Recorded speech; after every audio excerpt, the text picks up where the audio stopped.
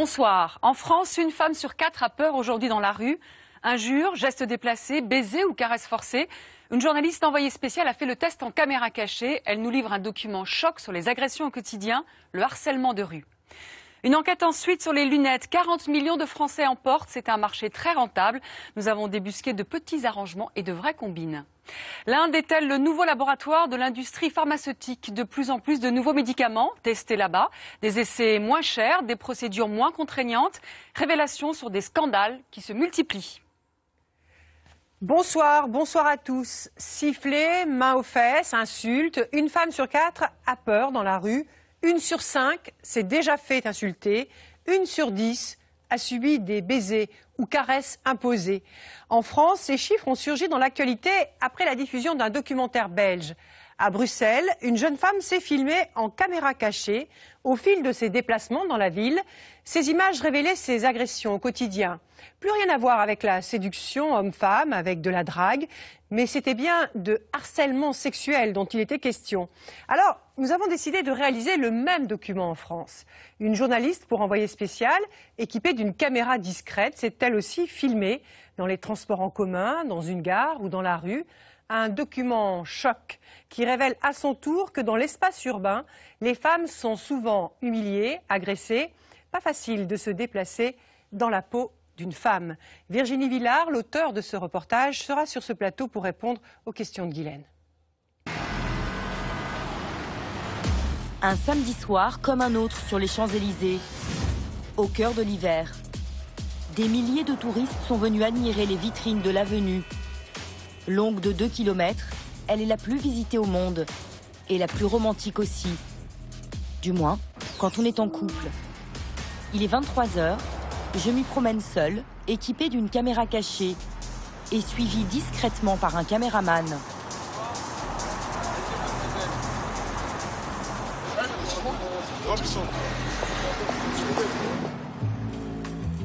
Ces compliments, de nombreuses femmes citadines les entendent régulièrement.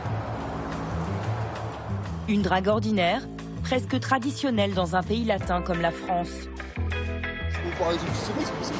Bah de quoi? De fou. Ah bon, pourquoi? Faut dire que vous êtes une charmante demoiselle déjà pour bien commencer. Bah c'est gentil, merci. Voilà. Et si je pouvais avoir un petit contact avec vous qui me permettrait de plus communiquer avec vous. Non mais ça va, merci, je suis pressée. Mais moi je peux marcher avec vous, il n'y a pas de problème. Non mais c'est gentil. Mais je peux marcher avec vous, en même temps vous me donnez vos coordonnées. La séduction de rue vise souvent à obtenir un numéro de téléphone portable. Mais pas seulement. Quelques mètres plus loin, un groupe m'aborde et le ton devient nettement plus direct. Vous avez quoi? J'ai une suite. Vous proposez d'aller à l'hôtel? C'est ça. Juste pour avoir un peu de... C'est un hôtel 4 étoiles, madame. C'est un hôtel 4 étoiles. L'approche est tellement frontale que dans un premier temps, je ne la prends pas au sérieux. Mais ces jeunes me montrent bien une carte magnétique. Ils affirment que c'est la clé d'une chambre. C'est pour accéder à l'hôtel. C'est directement. Je peux voir. Ils rentreront sans moi dans leur hôtel. Il est minuit sur les Champs-Élysées. Et plus l'heure tourne, plus la drague est agressive.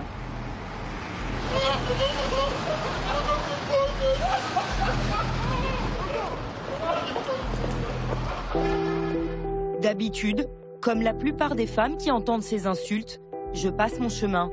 Mais tout au long de ce reportage, je vais chercher à faire parler les hommes qui m'invectivent. Excusez-moi, pourquoi vous me dites ça en fait? Vous êtes très jolie, madame. Je n'ai pas ta grand-mère.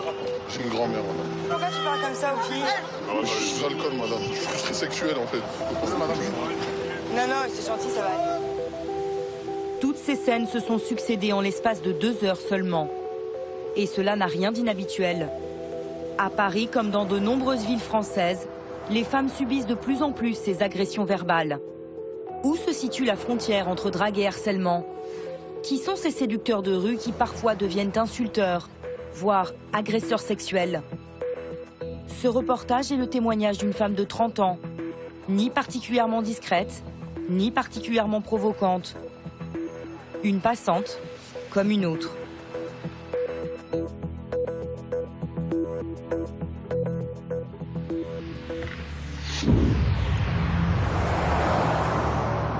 En France, Les femmes déposent rarement plainte à la suite d'agressions verbales et même physiques dans l'espace public. À Mantes-la-Jolie, en région parisienne, Linda fait figure d'exception. À l'automne dernier, alors que la jeune femme prenait le bus, un homme a tenté une approche et la scène a mal tourné. Que s'est-il réellement passé?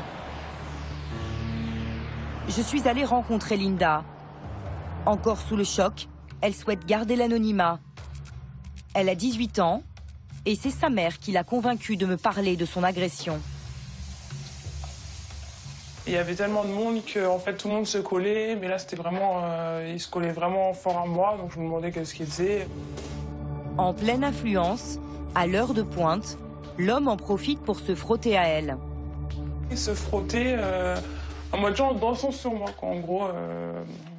Et donc ça m'a énervé, et puis je me suis retournée, et puis bah là, j'ai vu qu'en gros il était... pas dire le mot, mais ouais, il était en érection sur moi. Bon, voilà. Je me suis énervée, je lui ai dit mais qu'est-ce que tu fais, tu me colles pas comme ça, recule. Il a dit je suis bourré, personne n'a bougé dans le bus, et il m'a donné un coup de poing et puis il s'est sauvé. Ces coups auront des conséquences graves pour Linda. Atteinte d'une malformation de la moelle épinière, elle ne tolère aucun choc dans le dos. Au lendemain de son agression, ses jambes sont frappées de paralysie. Je me suis levée d'un coup et puis je suis tombée. J'ai eu le trou noir et je suis tombée. Puis là, ils ont appelé les pompiers. J'étais avec une amie et un ami et puis ils ont appelé les pompiers. Elle tenait pas sur ses jambes. Hein. C'est une paralysée et après c'est carrément les jambes qui tremblaient. Elle se tenait pas debout. Hein. C'était pas possible. Hein. C'est des cauchemars, c'est des flashs. Je dis pas que ça a pourri ma vie, mais ça restera marqué en moi. Linda est restée paralysée plus d'un mois. Aujourd'hui, elle reprend le bus, mais jamais seule. Elle est en permanence sur ses gardes. Ah, j'ai envie de me promener avec un taser, quoi, parce que ça me stresse. Voilà, il y a un homme, il s'arrête. Il t'a même pas parlé, il t'a même pas demandé comment tu t'appelais, c'est même pas ta vie. Il t'aime déjà parce qu'il a vu ton physique, il te trouve, comme ils disent, bonne, et ben là, ça y est, ils viennent te voir, ils viennent te parler. Et puis, alors t'as juste une envie, c'est de lui mettre un coup de taser, quoi, parce que des fois c'est insistant, des fois c'est ils te suivent jusqu'à chez toi. Moi ça m'est déjà arrivé, hein, ils te suivent en voiture et puis tu leur parles pas, hein. Toi tu marches sur le trottoir, ils sont en voiture et puis ils mettent les warnings et puis ils te suivent jusqu'à ton entrée. La violence de son agression l'a rendue intolérante à la drague, même aux remarques les plus anodines. Pour comprendre le sentiment d'oppression que Linda décrit, je décide d'arpenter le quartier où elle vit, à Mantes-la-Jolie. Pas grand monde dans les rues ce jour-là. Très vite, c'est un automobiliste qui m'aborde. Pardon.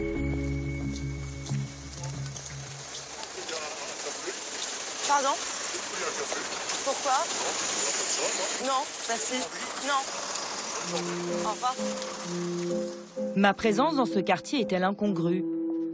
J'ai l'impression que les femmes ne se bousculent pas dans les rues. Sur cette esplanade, il n'y a que des hommes en terrasse. Et pour tout dire, je ne me sens pas à ma place. Au bout de quelques minutes, deux trentenaires se dirigent vers moi et tentent une approche sur un ton enfantin. Excuse-moi, je voulais savoir ton prénom. Comme il est timide, il m'a accompagné. S'il te plaît. Enchantée, Virginie. Enchanté, Virginie. Faut pas l'écouter, hein. Tu peux rester avec elle, sois pas timide. Peu insistant, ils seront les seuls à m'accoster. Je continue ma route.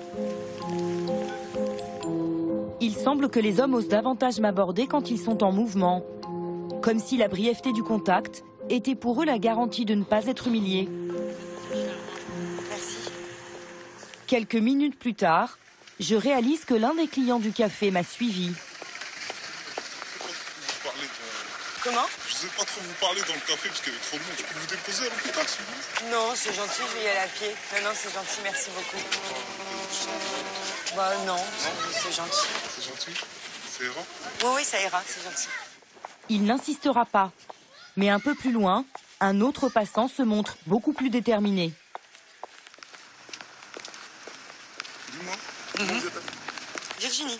Virginie? C'est pas Virginie. Et vous êtes un petit peu là? Bah oui, mais là, j'ai pas le temps, je suis désolée. Comme Tu fais souvent ça pour draguer les filles dans la rue? Tu leur demandes leur numéro de portable? S'il vous plaît, vraiment. Ah, on se connaît pas. Après un show multipel. C'est gentil, mais tu fais comme ça d'habitude? De temps en temps. Ça marche? De temps en temps. Cette technique fonctionne-t-elle réellement? Je reste dubitative. Je tente de lui faire comprendre, sans agressivité, que son approche est pesante. On est tellement, on nous parle tellement tout le temps dans la rue que de temps en temps on en a marre. Tu comprends? Ouais. Ça peut être un peu oppressant, quoi. Je suis d'accord. Voilà, c'est ça. Mais je fais pas autre chose. Je cherche un femme. Tu penses que tu vas trouver une femme dans la rue comme ça? Non. Et toi, tu penses? Comment? Et toi, tu penses ça marche comme ça, non? Non, ça ne marche pas comme ça. Je vais lui opposer 3 refus d'affilée. Mais rien n'y fait. 200 mètres plus loin, quand j'entre dans ce supermarché, il est toujours derrière moi. Ah, tu me suis. Tu vas vraiment faire les courses. Finalement, il partira. Espérait-il vraiment me faire changer d'avis en me suivant? Quant à moi, ai-je été l'objet d'une drague pressante ou d'un début de harcèlement? Comment faire la différence? Et que dit la loi? Je suis allée interroger une juriste spécialiste du droit des femmes. Bonjour. Marilyn Baldec travaille pour une association qui défend les victimes de harcèlement sexuel. Un délit qui a généralement pour cadre le lieu de travail. Mais selon elle, il peut aussi se produire dans la rue. Bah oui, mais là j'ai pas le temps, je suis désolée. Est-ce que ça peut être qualifié comme du harcèlement? À partir du moment où une femme qui est l'objet de ces remarques, de ces invectives, soit n'y répond pas, parce que c'est une forme de refus de ne pas répondre, hein, soit dit je suis pas intéressée, à partir du moment où ça recommence, on est dans une forme de harcèlement qui peut être à caractère sexuel. Parce que quand les femmes sont harcelées dans la rue, c'est souvent un caractère sexuel. Le problème, c'est que les preuves sont difficiles à recueillir. Le fait que ce soit répété, mais par plusieurs hommes différents, on ne peut pas considérer qu'un homme, enfin en tout cas dans notre code pénal actuellement, qu'un homme puisse endosser la responsabilité du fait qu'il est le 10e. En clair, un harceleur ne peut payer pour ceux qui l'ont précédé. Tout le monde est coupable, c'est-à-dire personne en particulier. Pour saisir l'ampleur du phénomène, je suis de retour dans la ville de Linda, Mantes-la-Jolie. Cette fois, je me rends dans le centre-ville, un quartier cossu. Les passantes y sont-elles sollicitées là aussi? Et si oui, à partir de quel âge se font-elles aborder? Dans ce lycée, des jeunes âgés de 16 à 18 ans ont accepté de me raconter leurs expériences. Dans la classe, est-ce un réflexe? Les garçons se sont installés d'un côté et les filles de l'autre. Premier constat, ces adolescentes connaissent déjà par cœur les mécanismes de la drague de rue. Ça commence par un sifflement, puis après on nous regarde intensément, et puis après, même quand on le rejette ou quand on essaie de pas lui répondre, parfois il arrive que le garçon en question, il nous traite sale pute ou t'es moche ou des choses comme ça, alors qu'il nous a demandé notre numéro ou nous a flatté avant. Ça vous est arrivé souvent? Bah oui. Est-ce qu'on vous a dit des choses un peu choquantes? Tu veux ma bite? C'est souvent, vous entendez ça? Moins souvent que les sifflements ou le truc, tu veux mon numéro, passe-moi ton numéro, truc comme ça, mais ça arrive quand même trop souvent. À force, elles en sont venues à éviter certaines tenues vestimentaires. Si on met une jupe ou un short, même en été, on est une salope. On se fait insulter de pute dans la rue. Mais ça, c'est tout de suite de notre faute. Mais t'as vu comment t'es habillée? C'est ce que moi, on m'a déjà répondu. Je me rendais pas compte que les filles hésitaient à mettre une robe le matin parce que, je sais pas, ça me passe pas par l'esprit. S'interdire certains vêtements pour avoir la paix, est-ce la seule solution pour éviter les insultes? Et d'ailleurs, celles-ci sont-elles punies par la loi? Cette fois, le code pénal est précis. En théorie, les injures à caractère sexuel dans l'espace public sont passibles de 22 500 € d'amende et de 6 mois de prison. Mais dans les faits, elles ne sont jamais sanctionnées, à la différence d'autres types d'insultes. Les injures à caractère raciste sont poursuivies. Elles sont poursuivies y compris quand il n'y a pas de plainte des victimes. Elles sont poursuivies d'office par le ministère public parce qu'on considère que les injures à caractère raciste constituent un trouble à l'ordre public. C'est-à-dire qu'on ne veut pas vivre dans une société où c'est possible. Aujourd'hui, on sait que des femmes peuvent être traitées de salopes, de mal baisées dans la rue tous les jours quand elles passent au même endroit, etc. Pour autant, j'ai pas connaissance de ce qu'un procureur de la République ait décidé de se saisir de ce qui pour nous, constitue bien un trouble à l'ordre public, puisque la conséquence, c'est que précisément l'espace public, encore une fois, n'est pas réparti équitablement entre les hommes et les femmes. Cette difficile cohabitation entre les hommes et les femmes dans la rue, je vais la constater par moi-même, dans différents quartiers parisiens. Pendant plusieurs jours, je vais arpenter des lieux de passage, des lieux traversés par des populations très diverses, comme le centre de Paris, la gare Saint-Lazare, ou la gare du Nord. Cette dernière est la plus fréquentée d'Europe, avec 1,5 million de voyageurs chaque jour. Les hommes d'affaires qui viennent y prendre l'Eurostar pour Londres y croisent des jeunes désœuvrés. Ce soir-là, à 21 h, je me poste sur le parvis comme pour attendre quelqu'un. Mais un groupe va interpréter ma présence autrement. Hein? Tu m'attends? Non, je t'attends pas, pourquoi? Je rigole, ça va quoi? Bah oui, ça va. Ça va? Oh, c'est chiant. Comme je ne veux pas engager la discussion, les insultes ne vont pas tarder à pleuvoir. Elle était trop charmante, c'est pour ça qu'il a parlé avec toi. Ouais, mais j'ai le droit de pas vouloir, moi. Elle est charmante, elle ressemble à un travaux, toi t'es charmant, toi. Ah, moi je ressemble à un strap. T'es vieille, tu ressembles à rien. D'accord, bah c'est bien, pourquoi vous me parlez alors? Bah qu'est-ce que tu fais là alors? Est-ce que tu ressembles à rien? Bah c'est très bien, ok. Bah merci. Mais non. Qu'est-ce que je t'ai demandé? T'étais contre le mur, j'ai rien demandé moi. Là tu dis ouais, vous me saoulez, je crois pas, ça manque de respect, wesh. Bonne soirée. Je suis moche quand même. Eh ben merci. Tu dis ça quand t'es aigri? Quand t'es aigri, tu dis aux filles qu'elles sont moches? Non, je suis pas rien, moi. D'accord, bah c'est bien. Moi j'ai besoin. Ah, toi tu as besoin. Mais ça se passe pas comme ça en fait. Comment ça se passe? Comment? Comment ça se passe? Bah ça se passe pas, je suis tranquille, j'attends quelqu'un. Voilà. Un scénario classique, toujours en deux temps. La passante est d'abord importunée, puis insultée. Une double peine en quelque sorte. Juste après l'altercation, un homme m'appelle. Excusez-moi, j'entends pas. Il a assisté à la scène de loin et il veut me mettre en garde. Faut faire attention, voilà, elle est charmante, après il faut essayer de vous traiter, après vous mettez des claques, après vous craquez dessus. Faut pas rester ici, faut rentrer à la gare parce qu'ici avec des fous, c'est vrai. Ils vont prendre pour une... Vous voyez, c'est pas vrai. Pour une quoi? Une 8 TV. Dommage, hein? Parce qu'une femme, elle n'a pas le droit d'être dehors à cette heure-ci? Non, si elle a le droit, mais ici à Paris, il faut faire attention. Moi je serais nul, en tout cas, je resterais pas ici. Je rentre dans un café, au McDo. Vous êtes mariés? Non. Vous avez un mec?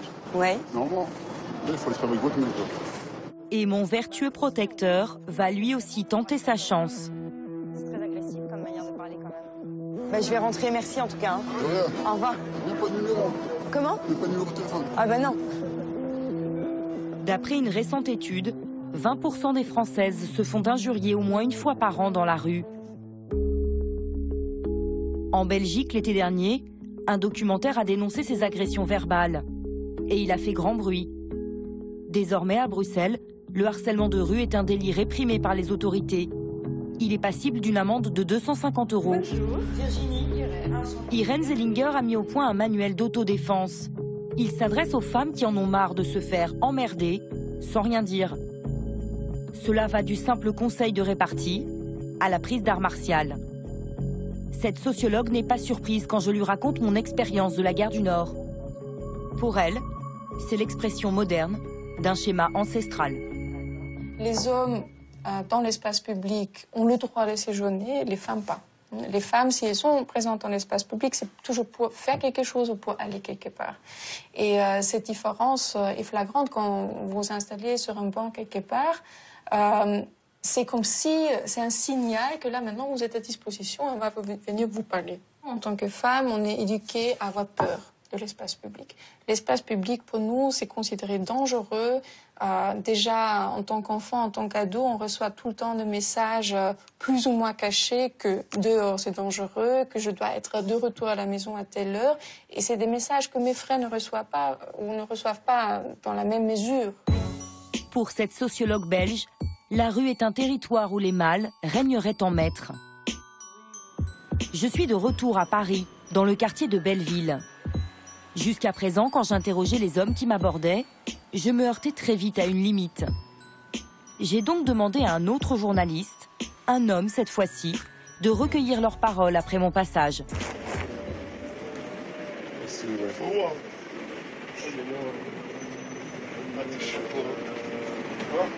Nous ne leur montrons pas que nous nous connaissons. Ça va, mon ami, tout va bien? Télécharge-toi. Je te jure, vous êtes princesse du Ghana. Je me mets à l'écart. Le jeune homme continue de parler de moi avec le journaliste sur un ton nettement moins romantique.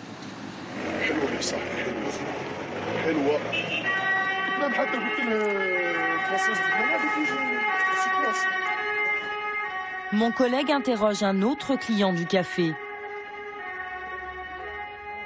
T'as réussi déjà, toi, dans la rue, tu dragues une fille de partir avec elle dans la chambre? T'as réussi déjà? Ah ouais. Pas mal de fois. Mais tu couches avec elle, après, c'est bon. Tu couches avec elle, c'est bon. Pourquoi tu fais ça, en fait? Pourquoi tu fais ça? Bon, je couche avec elle, je couche avec elle, c'est pour faire l'amour, c'est pour ça. Après, si c'est une chose, si c'est une histoire entre nous, ça sera bien, c'est mieux pas, c'est bon. Ils sont tous stupides. Alors, la majorité sont tous stupides. C'est pas facile pour trouver une femme calme, non? C'est pas facile. Ces hommes ont entre 25 et 30 ans. Ils sont presque tous sans emploi. Certains viennent tout juste d'arriver à Paris. Mais visiblement, ils connaissent déjà les endroits pour draguer. Bah vas-y, les Gare du Nord. Vas-y, tu ramenes le métro, tu descends dans la Gare du Nord. Bon. Là-bas, il y a beaucoup de filles. Tu choisis. Il y en a crème chocolat, il y en a caramel, il y en a tous les couleurs. Dans la rue? Pistache, tout. Dans la rue, les femmes ne sont pas seulement agressées verbalement. 10% d'entre elles affirment aussi subir régulièrement des baisers ou des caresses qu'elles ne désirent pas. Dans les transports en commun notamment. J'accompagne Philippe dans le métro à Paris. Il travaille pour la brigade des réseaux ferrés, la BRF. Ce policier en civil traque les traditionnels pickpockets, mais aussi les frotteurs. Ces hommes qui, comme l'agresseur de Linda, la jeune fille que j'avais rencontrée à Mantes-la-Jolie, profitent de l'affluence pour se masturber sur des passagères. Il est 17h ce jour-là, c'est l'heure de pointe. On va prendre la ligne 4 à Châtelet. La ligne 4 étant une ligne assez fréquentée, donc susceptible d'avoir pas mal de clients pour nous. Philippe part avec deux autres collègues, noyés dans la foule, pour repérer les frotteurs dans les rames. Vous avez des techniques pour repérer les frotteurs? La personne en général va être surtout en retrait, sur un quai, c'est-à-dire côté mur, va avoir une tendance à dévisager tout ce qui arrive, surtout les femmes, les regarder au niveau des fesses. Les frotteurs choisissent donc leurs victimes avant même d'entrer dans une rame. Très vite, les policiers soupçonnent un voyageur. Avant-dernière voiture, première fois. Ouais, il va essayer de refaire La rame est bondée. Nous montons pour nous rapprocher du suspect. Le voici. Je peux voir qu'il est particulièrement collé à la femme devant lui. Et discrètement, il commence à se frotter à elle. Pourtant, il a suffisamment d'espace pour se déplacer. La passagère ne semble pas s'en rendre compte. François. À la station suivante, l'homme change de wagon.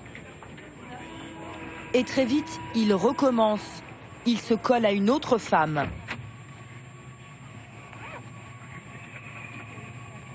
Quand il descend, deux agents le prennent en filature. Pendant ce temps, Philippe va interroger l'une des passagères.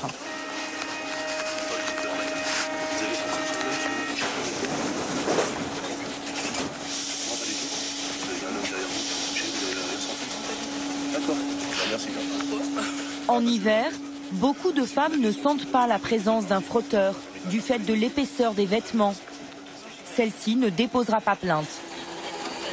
Par contre, je suis un peu mal à l'aise. Il faut quitter là, en fait, c'est ça. Oui, oui. Entre-temps, le frotteur trompe la vigilance des policiers et s'évapore dans les couloirs. Ce genre d'agresseur joue souvent la discrétion et certains n'hésitent pas à traquer longtemps les femmes qu'ils choisissent. En beige, sur votre gauche, le grand, voilà. Comme cet autre frotteur, repéré par Philippe. Pendant plusieurs minutes, il va se coller à une passagère. Et il n'en restera pas là. À l'arrêt suivant, quand la jeune femme descend, il descend lui aussi. Nico, il était bien trop collé à la demoiselle. En plus, il avait quand même un peu de place pour se décaler. La preuve, on était à côté on était l'un de côté de l'autre. J'étais pas obligé de me coller à vous. Et merde. Donc il a rattrapé la victime pour voir où elle allait. Vous voyez, il a accéléré et couru dans les escaliers. Ce frotteur se comporte comme un prédateur. Il ne lâche pas la passagère d'une semelle. Il est juste derrière elle. Elle ne semble pas l'avoir remarqué. Vous avez vu? C'est la même? Ah, c'est la même, oui. Et d'ailleurs, regardez, il sait plus où il va. Il regarde, il vient de voir la victime qui partait. Il fait demi-tour aussi. Et il va repartir, il va changer de direction. Ce jour-là, la victime a été mise hors de danger par les policiers. Quant à l'agresseur, il a lui aussi échappé à la brigade. Ce ne sera pas le cas de cet autre frotteur, arrêté quelques heures plus tard. Cette femme est sa 4e victime. Il vient de se coller à 3 autres passagères, sous les yeux de la police. Les agents décident de l'interpeller. Monsieur, bonjour. Vous savez ce que vous avez fait? Non, ça vous dit rien. Agresser sexuellement les femmes, ça vous parle? Quand vous touchez les femmes, ils ne sont pas consentants, vous faites partie de L'homme a 25 ans et il nie tout en bloc. Eh bien, écoutez, vous aurez tout à loisir de vous expliquer sur votre rien. Ça arrive souvent que quand vous interpellez, les gens nient comme ça? 99 fois sur 100 et encore, on va dire 99 fois sur 99. Le frotteur est arrêté et embarqué au commissariat. Il encourt 5 ans de prison et 75 000 € d'amende. Plus tard dans la soirée, il sera finalement libéré. Aucune femme n'a déposé plainte contre lui. Les 3 frotteurs suivis par la brigade des réseaux ferrés étaient tous relativement jeunes. Existe-t-il un profil pour ces agresseurs sexuels? Je découvre que de nombreux frotteurs témoignent sur Internet malgré l'illégalité de leurs actes. Certains hommes publient même des photos prises à la dérobée dans les transports. J'ai contacté plusieurs internautes de ce forum. L'un d'entre eux se vante régulièrement depuis plusieurs années de toucher les fesses des femmes. Il dit avoir 28 ans, il refuse de me rencontrer mais accepte de répondre par écrit à mes questions. La première fois, c'était dans un train bondé. Ça dure depuis environ 8 ans. Ça compense souvent un manque. Je pense que ce qui m'a en grande partie amené à cette pratique, c'est ma passion pour les fesses féminines. Cela m'excite au plus haut point de caresser une femme à cet endroit-là. Et dans la foule, la tentation est trop forte. Il y a aussi le côté excitant que ce soit une inconnue. Je lui demande s'il comprend qu'une femme puisse se sentir agressée par ses gestes. Oui, c'est pourquoi je commence doucement par des attouchements qui pourraient tout aussi bien être accidentels. Et si elle cherche à y échapper, j'arrête. Cet internaute ne se voit pas comme un agresseur sexuel, mais comme un homme libre de fantasmer. Pour mieux cerner le profil des frotteurs, je rencontre Sylvain Mimoun. Ce psychiatre en a reçu une dizaine en consultation. Certains avaient été condamnés par la justice, obligés de se soigner. Les autres avaient fait la démarche de leur propre chef. Alors, dans ce témoignage-là du forum, il est complètement dans son fantasme. Il est dans sa bulle. Il n'y a que lui qui ressent et il ne pense que ça. Il ne se dit pas ses fesses, ça appartient à quelqu'un. Et l'autre n'existe pas, en fait, finalement.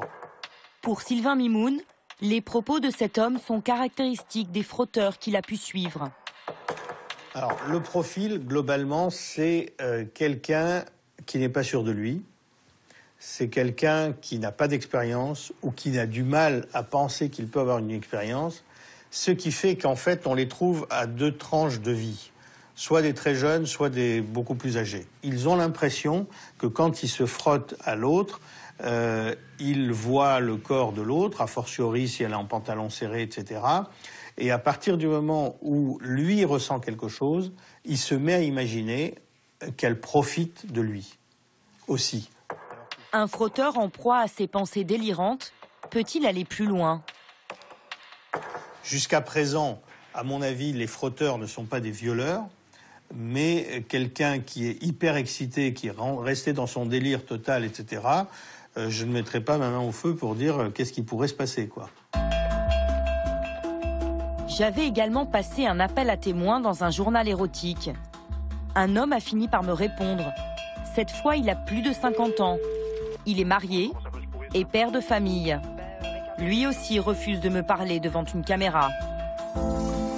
Voilà, bon, moi, ça plus comme un fantasme que comme la vie, parce que, bon, comme je disais, je suis pas un malade, je suis pas un pervers non plus, vous voyez, c'est pas non plus le... Voilà, c'est pour ça que, bon, je veux pas être considéré comme un... Mais bon. L'homme veut me raconter son expérience dans les transports quand il rentrait du travail il y a quelques années. C'est une ligne où il y a souvent du monde, hein, on était assez, bon, puis... Des fois, au début c'était comme ça, bon, puis après c'était plus un jeu, vous voyez, que c'était un peu pour pimenter voilà, les 10 minutes de trajet que j'avais, vous voyez. Un petit fantasme, un peu d'excitation, voilà, pour faire le trajet. Bon, c'est pas mal d'inhibition, le fait d'être vu, d'être pas vu, qu'on peut nous voir, que les gens devinent, c'est ce petit jeu qui est intéressant, hein.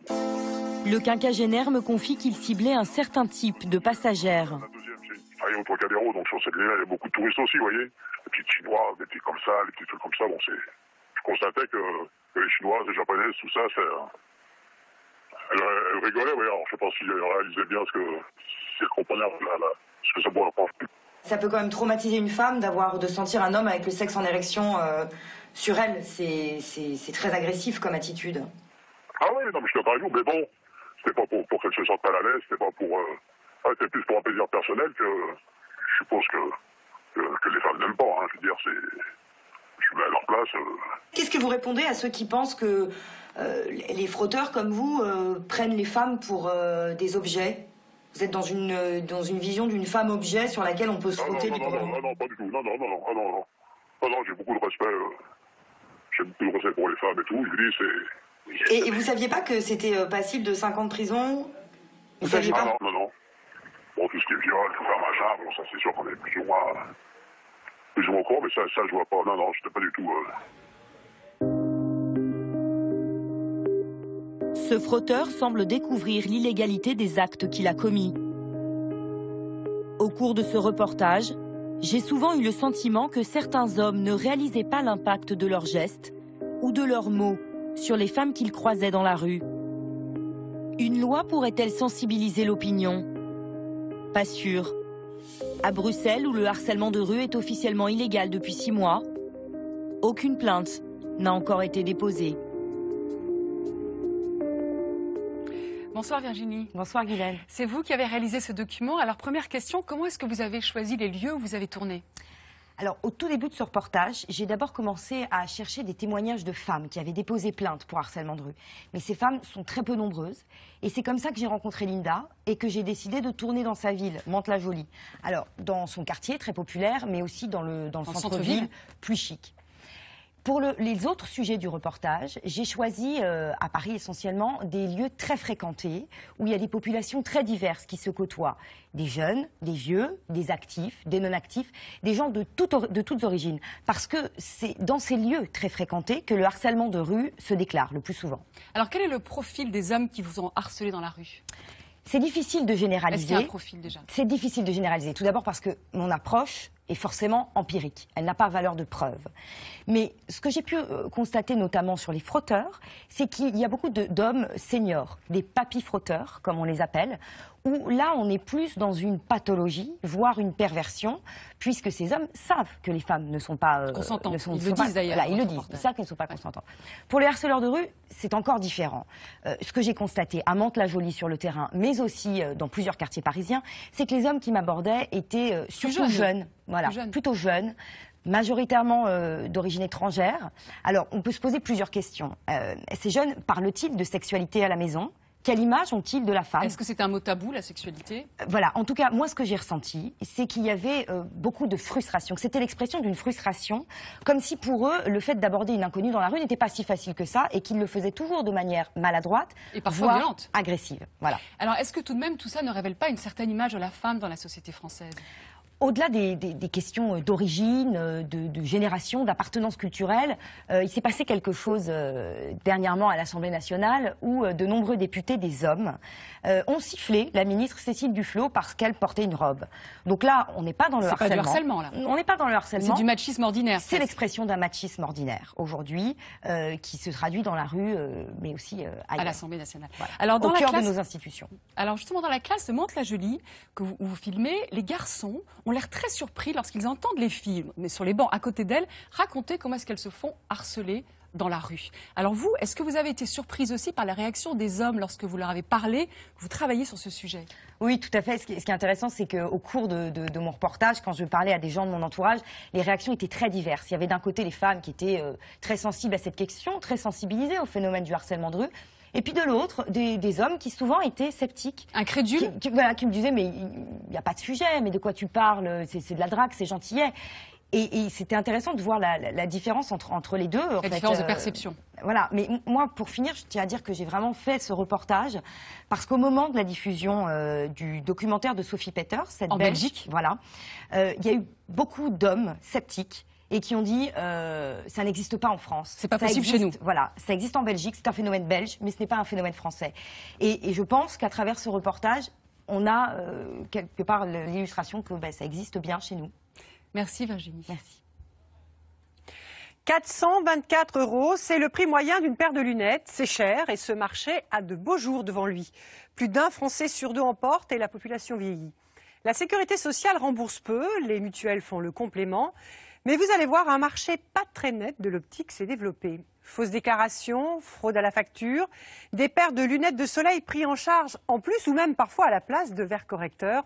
Envoyé spécial a enquêté sur toutes ces petites combines et notamment sur ces achats de lunettes 2 à 3 fois moins chers sur Internet. Retour sur ce reportage de Michel Tardy et Sylvain Louvet. Dans le monde de la mode, c'est un passage incontournable. Pour lancer sa nouvelle collection, cette grande marque organise un shooting photo. Mais ce matin, les stars ne sont ni les mannequins ni les vêtements, ce sont les lunettes. Une séance soumise au regard attentif du créateur, Alain Micli. Alain Micli, c'est un peu le Lagerfeld de l'optique. Il a dessiné chacun de ses modèles. Ça, tu joues entre les deux. Les gens, d'une manière globale, ils sont coincés avec une paire de lunettes. Alors qu'avec une paire de lunettes, on peut jouer, on peut rigoler, on peut draguer, on peut séduire. C'est un métier où c'est l'explosion, le regard, c'est ce qu'il y a de plus jouissif et de plus fort dans l'expression d'un être humain. Il est le premier à avoir cru que les lunettes étaient plus qu'une simple prothèse. Dans les années 80, il abandonne son métier d'opticien et lance sa propre collection, aux formes toujours plus audacieuses. Le modèle qui m'a fait le plus connaître, c'est celui-ci. Faire des lunettes tout à fait normales comme je porte aujourd'hui, ça intéresse personne.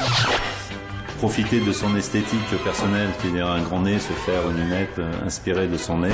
Et là, c'est magique, la vie est belle. Et quand Elton John arbore l'une de ses paires lors d'un concert en 1983, Micli devient alors un créateur en vogue. Une très mauvaise copie, malheureusement. La coqueluche des chanteurs. En 30 ans, Alain Micli a fait des lunettes un véritable accessoire de mode. Aujourd'hui, il en vend plus de 500 000 paires par an. Ces montures, il les imagine dans son atelier. Ici, on travaille à l'ancienne. Pas d'ordinateur ni de palette graphique, juste de vieux outils et du papier à dessin. La page blanche, c'est l'angoisse. Naissance de la lunette. Sous nos yeux, il va créer un modèle rien que pour nous. La mode a révolutionné le marché des lunettes. Le secteur a désormais de beaux jours devant lui. On va avoir des révolutions technologiques, des révolutions de mode de distribution. Les prix vont sûrement s'effondrer, mais en même temps, il va y avoir des lunettes de plus en plus chères. On n'a pas honte, nous, on fait des lunettes à 20 000 €. On vend des lunettes à 20 000 €. Donc il faut de tout, encore une fois. Il y a pas... Donc évidemment, on n'en vend pas toutes les semaines. Hein. Donc il y a un beau potentiel. Il y a un très beau potentiel. Vive les bigueux. En France, près de 40 millions de personnes portent des lunettes. Et en 20 ans, le nombre d'opticiens a doublé. Ils sont aujourd'hui plus de 11 000. Du coup, les enseignes se livrent à une concurrence effrénée, quitte quelquefois à flirter avec l'illégalité. Quels sont les secrets de cette guerre commerciale sans merci? Comment le premier marché de la santé est-il devenu celui de toutes les combines?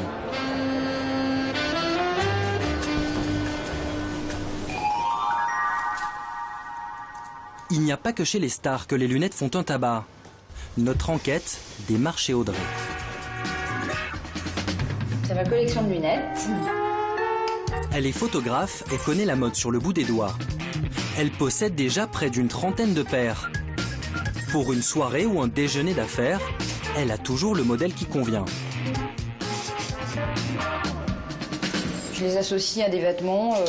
Des fois, à la limite, je mets la lunette et je me dis, tiens, qu'est-ce que je pourrais mettre comme vêtement ou inversement. Donc, ce genre de lunettes-là, je fais carrément un total look années 40. Des consommatrices comme elle, il y en a de plus en plus. Une manne pour les opticiens, qui crée même des concept stores, rien que pour elle. Régulièrement, Audrey se rend dans sa boutique fétiche pour trouver la perle rare. Un magasin très chic et branché, spécialement dédié aux lunettes griffées. Bonjour. L'endroit ressemble à une boutique de mode. À l'intérieur, plus de 4000 modèles. Car l'objectif n'est plus de vendre une paire, mais 2 ou 3, comme des chaussures ou des sacs à main. Alors chez nous, il y a des lunettes cachées dans tous les tiroirs. D'accord. Je vais vous faire une sélection. Le plus tendance, ce sont les lunettes rétro, très épaisses. On va dire que l'heure de l'invisible est terminée. Maintenant, les gens veulent assumer leurs lunettes et qu'on voit leurs lunettes. Et certaines de ces paires coûtent une petite fortune. Et alors, et celle-ci? Une fois, j'ai eu un des danseurs de Lady Gaga qui passait devant le magasin, qui a vu, je l'avais en noir et en blanc. Il l'a vu, il l'a acheté. Ah oui, là, on parle du très haut de gamme, là. Pour s'offrir cette monture de star, il faut débourser près de 700 €. Ah oui, en effet. Et pas de ristourne. Ici, on fait dans le haut de gamme. Il y a un verre, Mais ailleurs, il existe des moyens pas toujours très nets d'alléger la facture. C'est encore mieux, quoi. Car le nouvel engouement pour les lunettes fait régner une concurrence féroce entre opticiens. Dans certaines rues, on compte un magasin tous les 100 mètres. Alors tout est bon pour attirer les clients. Pour comprendre, il faut se rendre en boutique. Acheter des lunettes, cela coûte cher. Entre la monture et les verres, 200 à 400 € en moyenne. Et la sécurité sociale n'en rembourse qu'à peine 10%. Ce que je vous propose, on va sélectionner le modèle qui vous convient le plus. Et je vais vous établir un devis sur la base de ce modèle-là. D'accord, ok. La majorité de la facture, c'est donc la mutuelle qui la prend en charge. C'est ce qui apporte une touche de fantaisie. Il suffit de donner l'ordonnance au vendeur pour calculer ce qu'il vous reste à payer. En moyenne, un tiers du prix total. Alors, les achats que vous avez faits s'élèvent à 250 €, monture, verre compris. Okay. Donc sur cette somme-là, j'interrogerai votre mutuelle quant à savoir combien ils vous prennent en charge. Je vous communiquerai le montant à charge et le reste à charge, s'il y a reste à charge. Moi j'ai une très bonne mutuelle, donc on est bien remboursé, donc ça nous coûte pas grand-chose. Mais on n'est pas tous égaux malheureusement. Cette cliente devra tout de même payer 100 € pour ses lunettes. Dès que j'ai l'accord. Mais il existe un moyen de ne pas débourser un centime. Un petit arrangement entre opticien et client à la barbe des mutuelles. Pour comprendre ce système, nous nous sommes munis d'une caméra discrète. Je regardais en fait les lunettes parce que Nous nous faisons passer pour un client souhaitant acheter une paire de lunettes. Mais pas n'importe laquelle. Je vais vous dire avec le prix des verres si vous voulez. Ouais, je veux bien. Une monture de créateur, plutôt onéreuse. Vraiment branche. Donc celles-ci, elles sont à 370 alors. Celles-ci, elles sont à 370. 370 €, d'accord. Incassable anti-reflet, les 2 verres, ça fait 120 €. Et 120 € plus 370 pour celle-ci. Problème, Notre mutuelle ne rembourse que 230 € sur la monture. Nous devrions donc payer 140 € de notre poche. Par contre, les verres, eux, sont mieux remboursés. Pour nous inciter à acheter, la vendeuse va alors nous proposer un petit arrangement. Vous pourriez faire quoi alors? Je peux basculer sur la monture sur les verres. Du montant de la monture sur les verres. Le principe est simple. La vendeuse va donc surfacturer les verres afin d'absorber le coût de la monture. Grâce à cette combine, notre paire de créateurs ne nous coûtera pas un centime. Pour savoir si cette pratique est courante, nous avons voulu vérifier dans d'autres boutiques avec des montures encore plus chères, à plus de 400 €. Elle est à 450 €, ça vous pouvez éventuellement faire passer le... Ah oui, ça, faire basculer l'excédent de la monture sur les verres, c'est pas un souci. Hein. D'accord. Donc si vous êtes remboursé dans les 600 €, vous pouvez ne rien payer. Vous les payez, vous payez votre mutuelle, mais du coup, oui, vous serez entièrement remboursé par votre mutuelle. C'est comme une fausse facture, quoi.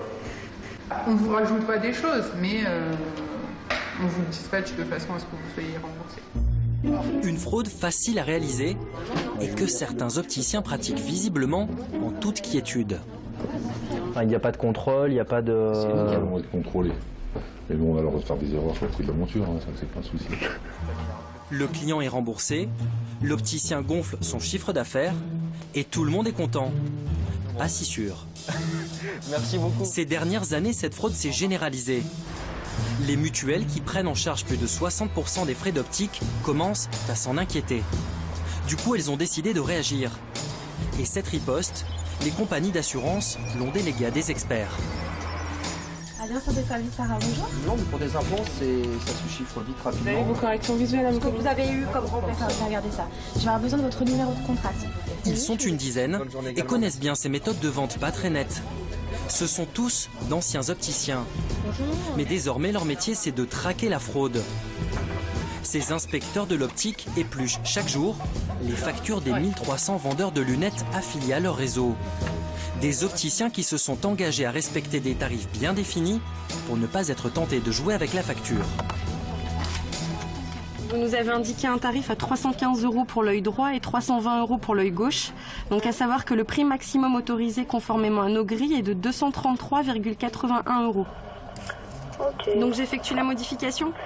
Bah si on peut pas faire autrement, si on doit brader nos verres, on brade, c'est tout, c'est comme ça. Là il s'agit pas vraiment de brader si vous voulez. Les professionnels qui veulent faire partie du réseau doivent donc respecter les règles. Après on est sur une... En contrepartie, la société leur assure une clientèle régulière, celle de toutes les mutuelles adhérentes à ce service et leurs 6 millions d'assurés. Ce partenariat, c'est Marianne Bins qui en a eu l'idée. La dame de fer des mutuelles en est convaincue. Au final, les grands perdants de ces fraudes, ce sont bien les assurés.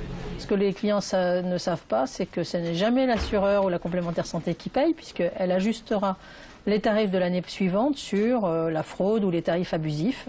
Et donc au total, c'est toujours le client qui paye. L'ajustement de facture n'est pas la seule arnaque des vendeurs de lunettes. L'analyse des tickets de caisse révèle de drôles de pratiques. Comme pour ce dossier où l'opticien a réalisé 2 ventes fictives. Alors ça c'est un exemple d'un opticien qui a un peu tout cumulé puisque une assurée s'est rendue dans son magasin pour faire établir un devis et l'opticien nous a adressé une demande de prise en charge pour des lunettes et pour des lentilles alors que la cliente n'a absolument rien acheté. Vous êtes donc en train de me dire que Mme Bedja a signé un accord de prise en charge qui ne la concernait pas pour une dépense qui ne la concerne pas et un montant qui ne la concerne pas puisque ce sont 2 clients différents. Je peux comprendre que ça vous paraisse surprenant mais vous pouvez me croire, l'erreur peut arriver. Vous avez fait une... L'opticien reconnaît avoir facturé à la mutuelle des lunettes qu'il n'a jamais vendues. Il est immédiatement radié. C'est faux usage de faux puisqu'il a utilisé à son insu la signature de l'assuré, donc oui, c'est quand même assez grave. Parce que c'est pas, enfin, ça peut être passible une grosse amende. C'est 45 000 € d'amende, c'est 3 ans d'emprisonnement, etc. Oui, c'est pas rien, oui. Chaque mois, la société exclut en moyenne 2 opticiens de son réseau. Mais malgré leur vigilance, il reste encore des fraudes quasiment indétectables. Il y a encore une pratique qui reste majoritaire de vous demander à combien vous avez droit et de considérer la garantie comme une forme de bon d'achat. Considérer le remboursement de la mutuelle comme un bon d'achat, certains en ont fait leur fonds de commerce. Dans cette boutique, par exemple, nous achetons des lunettes à 200 €. Notre mutuelle rembourse 600 € de frais d'optique par an. La différence, 400 €, on nous propose de la dépenser dans des lunettes de soleil. C'est possible de faire passer cette paire de lunettes de soleil sur la mutuelle?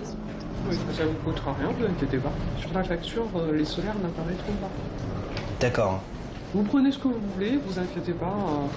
Tant que vous connaissez vos garanties, que vous avez l'ordonnance, on s'occupe du reste. Plus étonnant, d'après cette vendeuse, sur le reste de notre garantie, nous pourrions même faire des cadeaux. Cela tombe bien, c'est bientôt Noël. Est-ce que je peux prendre autant de paires de lunettes de soleil Votre forfait. Moi, je peux vous faire une facture à 598 € pour vous passer rembourser. Et vous venez quand vous voulez, choisir ce que vous voulez dans le magasin. On a un logiciel que pour ça. C'est-à-dire avec votre nom, combien vous avez, et à chaque fois on déduit. C'est comme un forfait. Voilà. Chez vous. Mais des gens, ils viennent même pas acheter, ils renouvellent leur forfait. Au mois de janvier, ils nous disent renouveler le forfait, je viens de faire. Tous les ans, ces clients dépensent donc le remboursement maximum de leur mutuelle, même s'ils n'en ont pas besoin. Et ensuite, derrière, vous allez en avoir. J'ai un avoir chez vous. Ouais. Une fraude bien rodée. Au revoir. Mais nous avons voulu aller encore plus loin et savoir s'il était possible d'obtenir des lunettes de soleil payées par les mutuelles sans même avoir de problème de vue. Dans une boutique de province, nous choisissons des lunettes de soleil haut de gamme. Le vendeur est d'accord pour les faire passer sur notre mutuelle. Mais problème, nous n'avons pas d'ordonnance. Vous voyez, ça c'est un peu style... Vous avez une ordonnance de mandat avec vous ou pas? Pas du tout. Ce qu'il y a, c'est qu'a priori, moi, j'ai pas de problème de vue. En général, on a tous un petit problème, 0,25 minimum. Mais c'est vrai que je reste quand même... Il nous indique alors une bonne adresse. Parce que nous, on travaille en fait avec un ophtalmo, mais il ne peut pas recevoir tout le temps. Vous pensez qu'il pourra me trouver un truc, votre ophtalmo, parce que... Non, mais quoi qu'il arrive, il faut un contrôle de routine, il vous fait une ordonnance. Et après, c'est parti pour faire le dossier, quoi. Tant que c'est à la vue, c'est considéré comme une paire de lunettes. Voilà. Et pour être sûr que nous revenions acheter ces solaires dans sa boutique, il joue même les entremetteurs. Vous avez une ordonnance, vous montez le voir, vous dites que vous venez de me voir, enfin il se reprend parce que j'aurais téléphoné. Et vous lui dites que vous avez, vous aimeriez faire des lunettes. Du soleil, je lui dis ou... Non, vous lui dites simplement que vous avez, quand vous êtes un peu sur l'informatique, pour vous reposer les yeux, quand vous êtes sur l'informatique, des fois vous voyez que ça vous gêne un peu, puis voilà. 14 heures. Rendez-vous pris. Sur ses conseils, nous nous rendons chez ce fameux ophtalmologiste. Et visiblement, dans ce cabinet, c'est une pratique courante. Bonjour. Bonjour. C'était pour un rendez-vous avec le docteur. Oui. C'est pas qui vous envoie la place de l'église? Si, c'est ça. Je viens de voir deux. Ils nous le fait régulièrement. C'est vrai? Ça, c'est pour le médecin. Malgré son planning chargé, le spécialiste des yeux nous prend le jour même, entre deux rendez-vous. Bonjour. Oui, j'ai besoin surtout de lunettes de soleil. A priori, moi, j'ai pas de problème de vue. Et après un bref examen de 2 minutes, ses conclusions sont surprenantes. Ce qui permettra plus, c'est juste une petite correction qui va vous permettre de travailler peut-être sur écran, la lecture, c'est-à-dire sans lunettes, vous n'allez pas en souffrir. C'est une toute petite correction. Une petite correction. Et avec ça, je peux me prendre une paire de lunettes de soleil? Bien sûr, bien sûr. Oui? C'est bon. C'est vrai? Ouais. Là, je peux prendre 2 paires de lunettes de soleil? Grâce à cette ordonnance délivrée facilement, nous pourrons sans problème obtenir 2 paires de solaires aux frais de la mutuelle et sans avoir jamais eu besoin de lunettes. Toutes ces petites arnaques satisfont le client, mais provoquent également la colère d'un homme. Il est opticien et patron d'une grande chaîne d'optique. Laurent Lévy a décidé de partir en croisade contre ces enseignes peu scrupuleuses qui lui font perdre des clients. Car pour lui, pas de doute, les fraudes aux mutuelles créent une concurrence déloyale. Pour prouver à la justice ces mauvaises pratiques, lui et son avocate n'hésitent pas à envoyer de faux clients dans les boutiques. Ce n'est que le produit de la fraude. Et on aurait pu en mettre 2 fois plus sur la table. Ce client-là, au lieu d'acheter une paire de lunettes tranquillement chez l'opticien de son choix, qui a le meilleur prix, qui a le meilleur service, qui a le meilleur conseil, etc. Nous, avec plaisir, ou d'autres, va chez un opticien qui pratique la fraude. Et donc ça crée une concurrence déloyale. Donc il y a une perte de chiffre d'affaires claire. Et de combien, justement? Il est de plusieurs millions d'euros par an. Depuis 2007, Laurent Lévy attaque en justice toutes les grandes enseignes pour concurrence déloyale et fait constater par huissier ses pratiques frauduleuses. Et le premier procès lui a donné raison. Une des plus grosses enseignes françaises a été condamnée à lui verser plus d'1 million d'euros de dommages et intérêts. Déterminé, Laurent Lévy ne compte pas s'arrêter en si bon chemin. Cette année, d'autres chaînes d'optique vont elles aussi devoir rendre des comptes à la justice. Mais surtout, il a une autre cible en vue. Les opticiens indépendants. Est-ce que vous êtes en forme?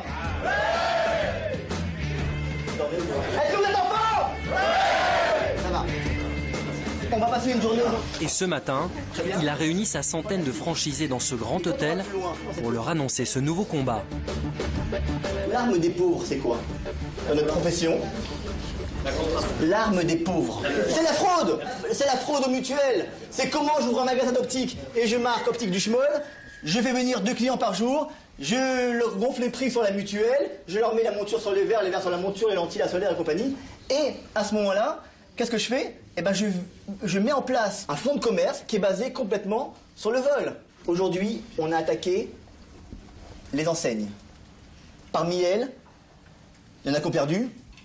Il y en a qui sont en train de perdre, et il y en a d'autres qui ont complètement arrêté la fraude. Il nous reste aujourd'hui à attaquer 5200 indépendants en France. C'est un travail de longue haleine, on en a pour quelques années. Les premiers vont avoir lieu le mois prochain. Merci. À la sortie de la réunion, le sermon du patron a produit son petit effet. On fait un beau métier et on voudrait que ça soit le plus clean possible. On a creusé notre propre tombe là-dessus, sur toutes ces bidouilles. Même si on a été couvert par les mutuelles bon nombre d'années, on en a joué, on en a abusé, c'est tant pis pour nous, maintenant on est obligé. Il faut renverser la vapeur. Le boom des lunettes ne profite pas qu'aux opticiens. Les fabricants eux aussi y trouvent leur compte. Direction le Jura, au cœur de la vallée de Morée, la capitale de la lunette. La mode a fait renaître l'activité industrielle des lunetiers français. 10 millions de paires sortent de ces usines chaque année. Régulièrement, Philippe Perrard vient y faire ses emplettes. Il dirige une des principales chaînes d'optique françaises et c'est ici qu'il fait fabriquer ses montures. Salut, ça va bien? Les lunettes, c'est comme les voitures. Les marques ne produisent pas elles-mêmes, elles font travailler des sous-traitants. La fabrication de ces lunettes made in France coûte une vingtaine d'euros. Les sous-traitants les revendent le double aux enseignes. Et une fois en boutique, ces lunettes vont prendre beaucoup de valeur. On va avoir effectivement des produits qui vont être dans l'ordre de 150, effectivement, 150, 160 euros. Une marge plutôt confortable et qui peut être encore plus importante chez certains opticiens. Les opticiens qui sont plutôt dans ce qu'on pourrait appeler du low cost peuvent très bien se permettre d'acheter des lunettes chinoises pas chères et faire des coefficients plus importants. Pour ce qui nous concerne, on veut que l'équipement qu'on fournit aux consommateurs soit durable. On préfère vendre des produits avec un petit peu plus de valeur ajoutée, mais surtout qui vont durer dans le temps. Mais seuls 10% des lunettes sont produites en France. Le reste vient d'Asie. À La Rochelle, ces lunettes low cost sont dans le collimateur de la répression des fraudes et de son plus fin limier, l'inspecteur Thierry Hardzer. Car ces lunettes bas de gamme, ce sont souvent les fameuses deuxièmes paires gratuites offertes par les opticiens. Une offre commerciale classique qui attire le client et ne coûte pas grand-chose au vendeur. On voit deuxième paire offerte, on voit un astérisque. L'astérisque renvoie a priori à même en progressif, mais on ne sait pas, est-ce que c'est une collection particulière, est-ce que c'est toute la gamme? Il y a un flou.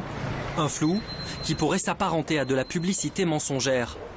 La mission de Thierry Hardzer, vérifier qu'il n'y a pas de tromperie sur la marchandise. La deuxième paire dont je vais pouvoir bénéficier, ça va être tout le magasin aussi?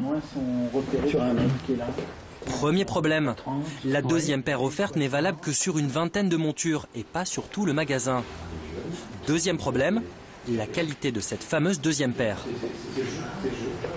L'exploitant m'a déjà montré une première facture où on voit un prix d'achat hors taxe de 4 euros pour la deuxième monture. En examinant la première monture, on va tomber sur des prix d'achat de l'ordre de 10 à 15 fois supérieurs.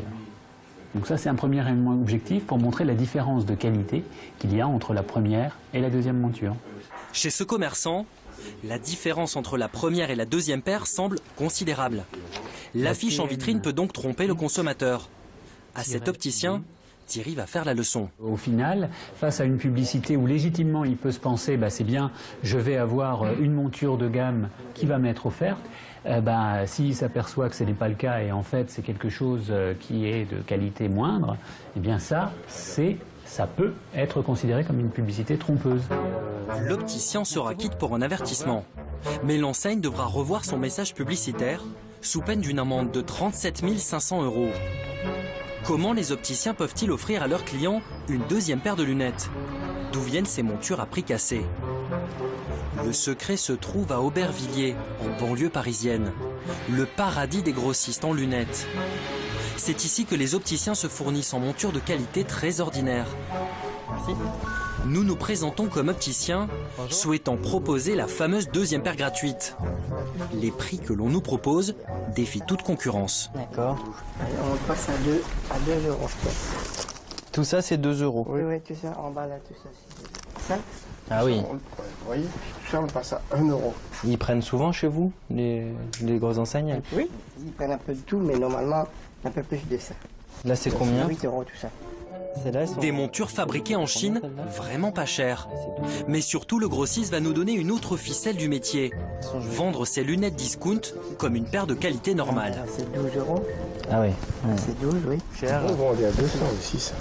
Vous pensez qu'une paire comme celle-là, je peux la vendre en première paire? Oui, le client, il aime ça, c'est bon, si c'est une bonne qualité. Une monture à 12 €, revendue 200. Dans la semaine. Un vrai rêve de commerçant. Merci. Marge considérable, fraude aux mutuelles. L'optique est devenue un des secteurs les plus lucratifs de la distribution, au point de voir émerger un nouveau business, la vente sur Internet. Véronique porte les mêmes lunettes depuis 4 ans. Sa mutuelle rembourse mal les frais d'optique. Alors ce matin, elle a décidé de tenter sa chance sur le web. En tout et pour tout, pas dépasser les 100 €, ce serait bien. Interdite en France jusqu'en 2010, la vente de lunettes sur le net vient tout juste d'être autorisée. Le concept est simple. Qu'à retenir la féminin. Sur le site, Véronique choisit d'abord sa monture. Ensuite, elle sélectionne ses verres et indique sa correction. Un total de 82 € avec les frais de livraison. Ça a l'air facile. Mais il reste un dernier détail qui a son importance. Mesurer l'espacement des pupilles pour que les verres soient bien centrés. Et là, c'est un peu du bricolage. Il faut sortir le bon vieux maître de couturier. C'est quand même d'une certaine manière étrange parce que je me suis jamais retrouvée avec une règle sur le front. Voilà. Les lunettes sur Internet sont un vrai succès. Le premier site de vente en ligne se trouve à Nantes, au 2e étage de ce petit immeuble. Demain matin, je pars à Tokyo. Il n'a même pas 30 ans et n'a jamais passé le moindre diplôme d'optique. Pourtant, Emmanuel Gréau concurrence déjà les géants du secteur. Ça, ce sont nos confrères qui sont à Séoul, qui les ont déjà montés. Je vais les mettre en boîte. C'est d'ici que sont expédiées les lunettes achetées sur le web. Pas de mur de boutique, pas de chaîne de fabrication. C'est ce qui permet à Emmanuel Gréau de proposer des tarifs incroyablement bas. Là, on est sur un produit d'accès très qualitatif, mais 40 € avec les 2 verres correcteurs, traités anti-reflet et anti-rayures. Et dans un magasin... Vous l'auriez acheté entre 3 et 5 fois plus cher. Même produit, même verre. Même qualité. Même qualité. Que valent réellement ces lunettes low cost achetées en ligne? Pour le savoir, nous avons demandé à un chirurgien ophtalmologiste et à un opticien indépendant de nous donner leur avis. Nous leur confions 4 paires de lunettes dont ils ignorent la provenance. 2 ont été achetées sur Internet, 2 autres en boutique. Correction, résistance, centrage des verres, ils vont tout tester. L'addition est correcte, apparemment la puissance est correcte. Donc pour vous, cette première paire de lunettes est conforme à votre prescription? Conforme à ma prescription. D'accord. Voilà, donc ça, pour les paires achetées en magasin, pas de problème. Mais pour celles commandées sur Internet, sur 2 sites différents, les choses se gâtent. C'est pas très stable parce que simplement ça n'a pas été serré et bloqué. C'est pas un verre de dernière génération. C'est vous qui avez réglé les plaquettes comme ça? Non, j'ai rien non. réglé. Bah, la mesure qui a été prise, je ne sais pas comment elle a été prise. Et elle n'a jamais été prise, la monture sur le nez. Manifestement, les mesures avec la règle sur le front laissent à désirer. Conséquence, le patient risque de voir flou. Prendre une paire de lunettes sur Internet, c'est quelque chose d'impensable. C'est pas impensable, c'est que si on a un verre un peu compliqué, avec une puissance de verre un peu forte, c'est un gros risque. Internet ne remplacera pas de sitôt les opticiens qui ont encore de beaux jours devant eux. Comme ce soir à Marseille, où règne une ambiance de croisette. Pour inaugurer son nouveau magasin, Philippe Perrard a déroulé le tapis rouge et s'est offert une invitée de charme. Adriana Carambeu, l'ambassadrice de la marque. Très glamour, mais aussi très myope. Non, j'ai souffert à l'école, je voyais rien. J'ai raté tous les bus parce que je voyais pas les numéros. Désormais, les mannequins elles-mêmes n'ont plus peur de s'afficher avec des lunettes. Nous inaugurons ce soir le plus grand magasin indépendant de Marseille. L'objectif d'ici 3 ans, c'est 1 millier de magasins sur le territoire. En France, un magasin d'optique s'ouvre chaque jour. Avec le vieillissement de la population, nos très chères lunettes n'ont pas fini d'être une bonne affaire.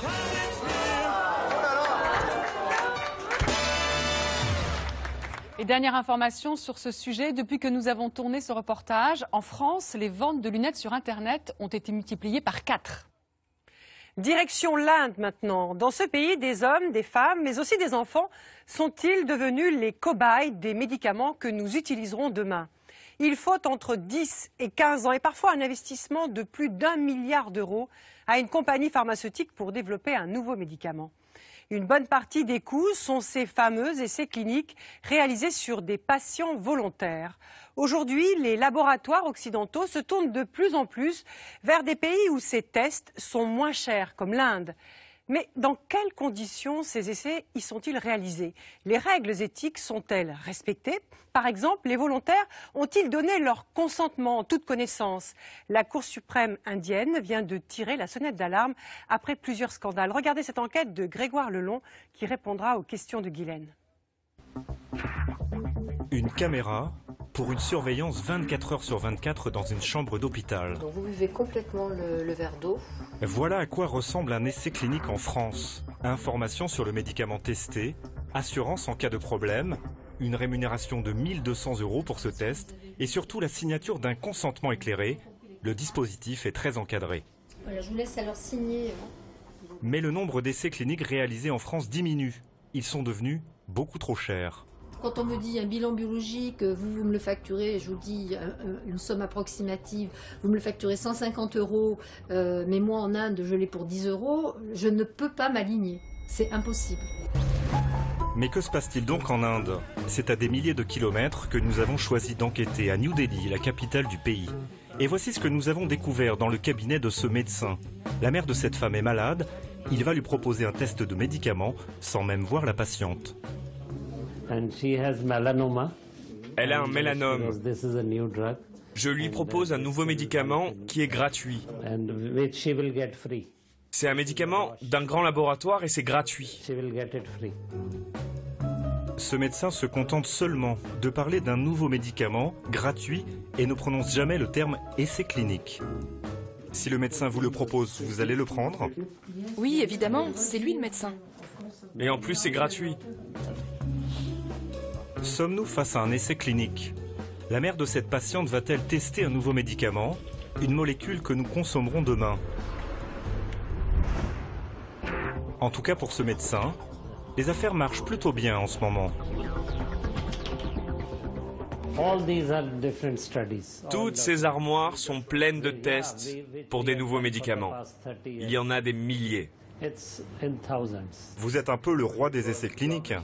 Ah oui. Les mêmes précautions sont-elles prises dans ce pays qui pratique 10 fois plus d'essais cliniques qu'en France? Les règles éthiques internationales sont-elles respectées? Enquête sur une délocalisation où la transparence n'est souvent que de façade.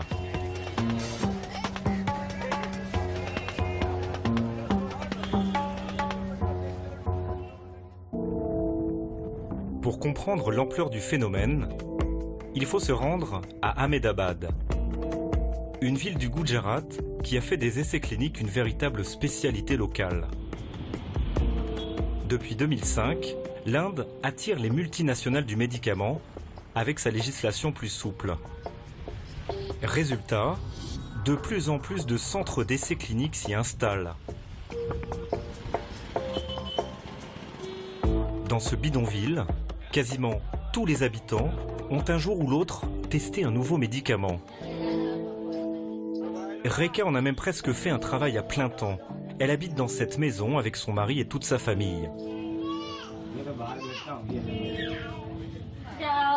Viens voir, c'est ta grand-mère qui est revenue. Plus de 10 personnes s'entassent dans à peine 20 mètres carrés. Dans ce foyer très pauvre, Rekha est en ce moment la seule à faire vivre la famille. Et son activité n'est pas taboue, bien au contraire. Il n'y a pas de secret entre nous. Tout le monde est au courant, même les enfants. Pourquoi je devrais me cacher alors que ma famille sait très bien où je vais travailler? Rekha vient juste de terminer un essai. Elle est restée 3 jours dans un centre avec un comprimé à avaler plusieurs fois. Vous gagnez combien pour ça? Environ 170 € cette fois-ci. Et c'était pour quel médicament? C'était contre le cancer. 170 € l'essai clinique, soit 10 fois plus que le salaire journalier en Inde. Rekha a aussi testé d'autres médicaments, comme des contraceptifs. Les médecins lui ont-ils expliqué à chaque fois de quoi il s'agissait vraiment? En fait, le document officiel tient sur un bout de papier qu'elle arrive à peine à déchiffrer. Vous pouvez nous lire le document? Vous voulez que je le lise? Alors, c'est pour des femmes qui ont des problèmes de règles. Elles peuvent envoyer... Non, désolé, je n'arrive pas à lire. Mais vous aviez lu ce papier avant de le signer? Ils ont dit ceux qui savent lire, tant mieux, et ceux qui ne veulent pas le lire ou qui ne savent pas lire, tant pis. Des patients parfois analphabètes, comment dès lors parler de consentement éclairé? Rekha conserve précieusement dans une boîte en métal des dizaines de cartes de visite des centres pour lesquels elle a travaillé. Ça, c'est la carte d'un centre d'essai. J'ai fait un test chez eux. Et là, j'en ai fait seulement un. C'était la première fois. Et ces autres cartes? Là, celui-là, j'y suis allée 2 fois. Vous les avez eues où, toutes ces cartes? Quand je vais faire un essai, ils me donnent une carte, en cas de problème. Rekha a multiplié les tests de médicaments, sans aucune limite ni surveillance médicale une fois l'essai terminé. Comment cette femme a-t-elle appris qu'elle pouvait gagner de l'argent grâce aux essais cliniques? Et surtout, comment est-elle entrée en contact avec toutes ces sociétés? Au dos d'une carte, elle a conservé précieusement le numéro d'un certain Ravi. Il joue le rôle d'intermédiaire et propose tous ses tests à Rekha. Nous prenons contact avec lui. Il nous donne rendez-vous dans son village, à la sortie d'Ahmedabad. Ravi est un rabatteur. Il passe ses journées à arpenter les rues et à recruter des cobayes pour les centres d'essais cliniques. Un travail totalement illégal. Alors si vous avez besoin de gens pour un essai, vous faites comment? Vous allez frapper à leur porte? Oui, souvent je sonne aux portes des maisons pour trouver des gens. Ravi travaille pour une quinzaine de centres d'essais cliniques de la région. Il gagne assez bien sa vie.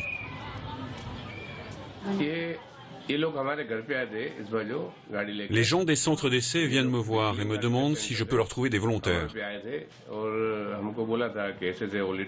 Moi, je reçois 7 € par patient. C'est comme ça que j'ai d'abord commencé, avec 2-3 volontaires. Aujourd'hui, j'en recrute beaucoup plus. Et combien de temps ça prend pour trouver des gens, 10 personnes par exemple?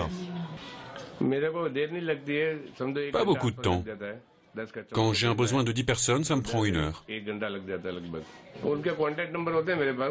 J'ai leur téléphone avec moi, je leur passe juste un coup de fil et je leur dis qu'ils doivent aller faire un test. Ravi va nous en dire plus. Il nous révèle les astuces de ses employeurs pour recruter des patients en un temps record.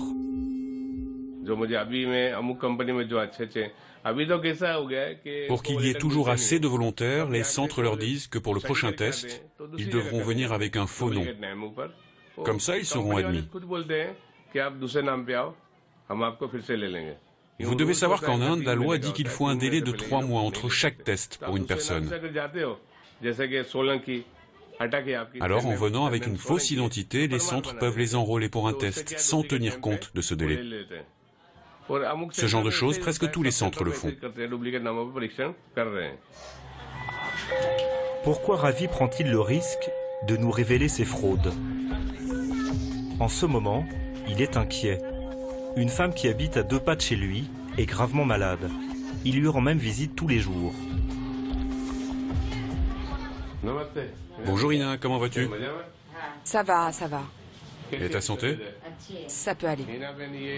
Ina, elle est allée faire un essai clinique. C'est vous qui l'avez envoyé? Oui, c'est moi. Qu'est-ce qui lui est arrivé? Elle a eu des effets secondaires graves à cause du test. Maintenant, elle souffre d'une tumeur au cerveau. Avant le test, Ina était en parfaite santé. Mais quelques semaines après cet essai, Ina souffre de violents maux de tête. Aujourd'hui, elle est atteinte d'un cancer du cerveau. Elle a gardé tous les documents liés à cet essai clinique, sans beaucoup d'explications sur les effets secondaires. Il y a son nom, Ina, sa signature et tous les détails. Et c'est écrit qu'elle recevra 140 € pour ce test. Au paragraphe 18, à propos d'éventuels effets secondaires, ils disent juste de ne pas prendre d'autres médicaments et de venir les informer. Mais vous l'aviez lu, ce document?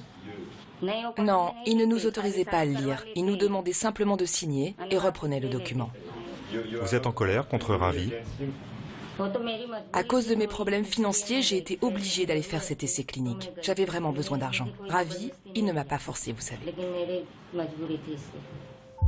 Des documents peu clairs, sans informations précises sur les effets secondaires, pour 140 €, soit 10 fois moins qu'en France. Est-ce la molécule qui l'a testé, qui a provoqué sa maladie? Ravi en est convaincu. Aujourd'hui, c'est elle qui est malade. Et la prochaine fois, ce sera quelqu'un d'autre. Et ce piège va continuer de se refermer sur les personnes ou sur les familles enrôlées dans des essais cliniques. Aujourd'hui, Ravi travaille toujours pour des centres d'essais cliniques. C'est son unique gagne-pain. Des cobayes, devenus des malades et plus graves depuis quelques années, de plus en plus de morts suspectes. Comme dans cette famille, Dalpad avait un fils, Vinod. Il est décédé subitement, à l'âge de 27 ans seulement. Sans travail et à l'insu de ses parents, le jeune homme a participé à plusieurs tests de médicaments pendant 3 ans. Jusqu'au dernier test, celui de trop, selon son père. Il est allé tester un médicament. Une semaine plus tard, il est tombé malade. Il a commencé à vomir. Je l'ai conduit à l'hôpital le plus proche et à 23 h, il est mort. En fouillant ses affaires, j'ai trouvé ça. C'est quoi? C'est son badge d'accès chez Lambda Recherche. Je l'ai trouvé dans sa poche après sa mort. Un visage triste sur un badge d'accès au centre d'essai et un portrait. Voilà tout ce que Dalpad et sa femme ont conservé de leur fils. Ils n'ont pas eu d'explication des médecins sur son décès. Les docteurs ne m'ont rien dit sur la cause exacte de sa mort. Ils m'ont parlé des vomissements. Ils m'ont dit qu'il avait perdu sa motricité. Vous pensez que l'essai clinique est responsable de la mort de votre fils? Oui, j'en suis certain. C'est juste après qu'il a eu tous ces problèmes de santé. Mais vous avez des preuves de ce que vous dites? Non, je n'ai pas de preuves. Mais vous en êtes sûr? Oui, j'en suis sûr. Comment établir un lien entre ce test et la mort de Vinod? Sans autopsie, difficile de trouver la cause exacte d'un décès. Seule certitude, en Inde, il existe aujourd'hui une liste officielle de victimes. Dans ce document confidentiel que nous nous sommes procurés, le gouvernement indien établit le nombre de décès qui seraient liés à des essais cliniques. Il pourrait s'agir de décès en lien avec des maladies mortelles comme le cancer, etc. Ou le fait de donner des médicaments à des patients en phase critique ou terminale, ou d'effets secondaires ou de causes inexpliquées. Au total, entre 2008 et 2012, les autorités indiennes recensent 2061 morts dans le cadre d'essais de médicaments. Dans cette liste figurent les plus grands laboratoires pharmaceutiques, l'allemand Bayer, l'américain Pfizer ou encore le français Sanofi. Pour leurs essais cliniques, ils ont recours en général à des sous-traitants, ces centres d'essais privés comme Lambda Recherche, où Vinod, le jeune homme décédé, se rendait. Nous avons voulu rencontrer les responsables de Lambda Recherche. Toutes nos demandes sont restées sans réponse. Nous décidons de nous rendre sur place. Bonjour. Vous parlez anglais? Pas de caméra, c'est interdit de filmer. Ici, nous ne sommes visiblement pas les bienvenus. Impossible de savoir dans quelles conditions sont réalisés des essais sur les patients chez Lambda Recherche. Sur son site internet, ce sous-traitant indien précise être accrédité par la plupart des agences internationales du médicament, dont l'AFSAPS, l'agence française. Retour en France. L'AFSAPS a changé de nom. Aujourd'hui, elle s'appelle l'ANSM. Ses bureaux sont en banlieue parisienne. Cet organisme public, c'est un peu le gendarme du médicament. L'agence est chargée d'inspecter les centres d'essais cliniques à travers le monde pour le compte de l'Union européenne. Il aura fallu plusieurs mois de sollicitations pour être reçu. Face à nous, 4 personnes, dont l'attaché de presse. Sur le site de Lambda, on voit que Lambda est accrédité par l'AFSAPS. De mémoire, on voit que Lambda a été inspecté par l'AFSAPS, pas qu'ils sont accrédités, et il n'y a pas d'accréditation. Sur le site de Lambda, je vous invite à y aller et vous figurez sur... Le nom est cité parmi les différentes autorités qui les ont inspectés. Alors ça veut dire quoi? C'est-à-dire que quelque part, que s'il y a eu des soucis et que vous les avez validés, je ne comprends pas bien en fait. Nous avons inspecté des essais chez Lambda. Et tout s'est bien passé? Et vous avez inspecté ça quand en fait? La dernière inspection chez Lambda, c'était en 2011. Et donc, ces inspecteurs de l'agence sont-ils au courant des décès suspects liés au centre Lambda et qui figurent dans la liste officielle du gouvernement indien? Est-ce que vous avez connaissance de cette liste? Alors, nous, on n'a pas connaissance de la liste précise, on a connaissance d'un certain nombre de dysfonctionnements, d'essais cliniques tels qu'ils ont été rapportés par la presse. On a eu connaissance également d'essais cliniques qui ont été conduits de façon illégale en Inde. Ça en fait le gène. Est-ce que vous avez, est-ce que vous avez accès à ça? Malaise autour de la table. Je ne connais pas la liste dont vous faites état. Au cours de cet entretien, nous comprenons que l'agence inspecte les centres uniquement une fois l'essai terminé. Concrètement, est-ce que vous avez inspecté un essai clinique en cours d'un laboratoire européen qui fait un essai clinique phase 3 en Inde? Non, pas l'année dernière. Cette question des promoteurs français, des sociétés françaises ou des sociétés européennes vis-à-vis d'essais cliniques conduits dans les pays tiers, pour le moment, nous n'avons pas de voie réglementaire pour intervenir. Nous ne sommes pas sur notre territoire, nous ne sommes pas sur notre champ. Pas d'inspection à l'improviste. Faute de base légale, le rôle de l'agence semble limité. Une difficulté accrue par le système de sous-traitance, les grands laboratoires pouvant se retrancher derrière les centres privés pour leurs essais. Nous avons contacté des dizaines de ces centres, aucun n'a accepté de nous ouvrir ses portes. Alors, nous nous sommes fait passer pour un laboratoire français qui souhaite tester rapidement un nouveau médicament en Inde. Nous avons créé un site internet et inventé une molécule. Nous nous présentons comme les responsables du laboratoire qui prospecte en Inde. Cette fois, l'accueil est plus chaleureux.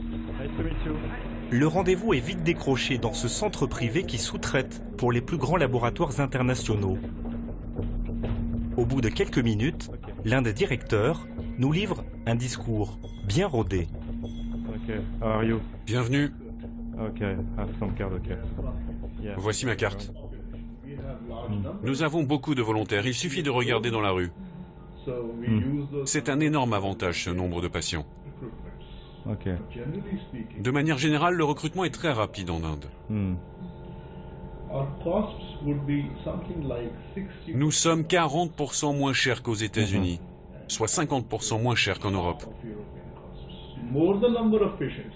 Et plus il y a de patients à recruter, moins c'est cher. Pour 200 patients, vous ferez une certaine économie. Pour 1200 patients, là, vous allez faire de grosses économies. Et au niveau des assurances pour les patients? Vous n'avez pas besoin de vous occuper de ça. Nous nous occupons des assurances. Et en ce qui concerne les consentements des patients? Ça aussi, c'est notre problème. On s'occupe des consentements, ce n'est pas à vous de vous occuper de ça. Ce n'est pas votre problème. Ce n'est pas mon problème. Non, ce n'est pas votre problème. Nous pouvons signer tout de suite un accord de confidentialité si vous le voulez. Je vais attendre, je vais en parler avec mes médecins et avec toute mon équipe. Aucune question précise et technique sur notre médicament à tester. Une fois le contrat signé, le centre s'occupe de tout, des consentements aux assurances. Les grands laboratoires peuvent alors confier à ce centre la totalité d'un essai clinique et ensuite récupérer simplement les résultats. Mais alors, qui est vraiment responsable en cas de problème? Depuis des années, un médecin tire la sonnette d'alarme sur ces pratiques opaques. Le docteur Gulati dirige une revue scientifique. Pour lui, lorsqu'un accident survient lors d'un essai clinique, la réponse des laboratoires et des centres privés est souvent la même. Quand un patient décède, il est toujours possible de dire qu'il n'est pas mort à cause d'un essai clinique. Il est mort parce que c'est Dieu qui en a décidé ainsi, qu'il avait fait son temps sur Terre.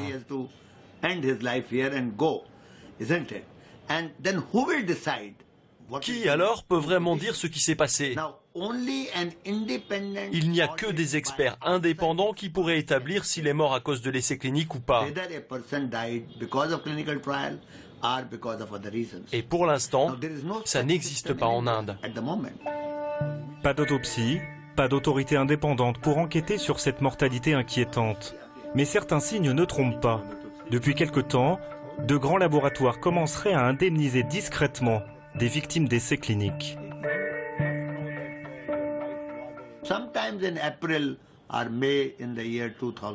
En avril-mai 2011, le ministère de la Santé a convoqué 45 grands laboratoires pharmaceutiques et leur a dit « ça ne peut plus durer. Soit vous payez, soit c'est terminé, parce qu'il y a trop de problèmes. Et si nous avons des problèmes, vous allez en avoir aussi. » Apparemment, il semble que ces laboratoires se sont réunis entre eux et se sont dit « qu'est-ce qu'on fait pour ne pas se faire mettre dehors? Vite payons !» Et ils ont tous payé le même montant. Une sorte d'accord entre laboratoires pour indemniser à minima les victimes. Un document confidentiel des autorités indiennes semblerait confirmer la version du docteur Gulati. Voici la liste des personnes indemnisées. Une cinquantaine de victimes ont pour l'instant reçu de l'argent, et c'est quasiment toujours la même somme, 150 à 250 000 roupies, soit 2 à 3 500 euros. Dans cette liste, Sanofi. Le groupe pharmaceutique français a indemnisé les familles de 3 personnes décédées en 2011. La femme d'une de ces victimes a accepté de nous raconter son histoire. Elle vit à l'autre bout du pays, à Calcutta. C'est à 2 pas du centre historique dans un quartier calme, qu'elle nous a donné rendez-vous avec son neveu et sa fille. Aruna a perdu son mari en 2008, mais le traumatisme est toujours là des années après. À 53 ans, Dhruba, son mari, était atteint d'un cancer. Il avait accepté de tester une nouvelle molécule du laboratoire français. À cette époque, je n'avais aucune idée de tout ça. Le médecin me disait que ce médicament, c'était bien et qu'il faisait plus d'effet que les médicaments en vente. Il m'a demandé de bien réfléchir à ça. Si vous êtes volontaire pour cet essai, le médecin vous disait qu'avec ce médicament, le cancer allait disparaître, qu'il y avait 90% de chances qu'il parte complètement. C'est ça qu'il nous a dit. Mais les effets ne sont pas ceux escomptés. Au contraire.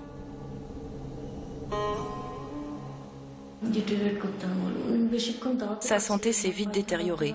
Il était incapable de rester debout. La nuit, il disait qu'il devait vite aller aux toilettes. Il était devenu incontinent. Il y avait du sang dans ses selles, et puis il s'est mis à saigner du nez et des oreilles. Plus de 3 ans après, Aruna a reçu un chèque. Elle n'avait engagé aucune procédure contre le laboratoire. Elle en a gardé une photocopie. 150 000 roupies, soit 2083 €, une somme qui semble dérisoire. Cette indemnisation, de la part de Sanofi pour la mort d'un patient, est-elle le début d'une prise de conscience des dysfonctionnements liés aux essais cliniques? Nous avons retrouvé le médecin responsable de cet essai. Il exerce toujours à Calcutta, dans un hôpital privé. Ce médecin estime avoir fait son travail et conteste le terme d'indemnisation.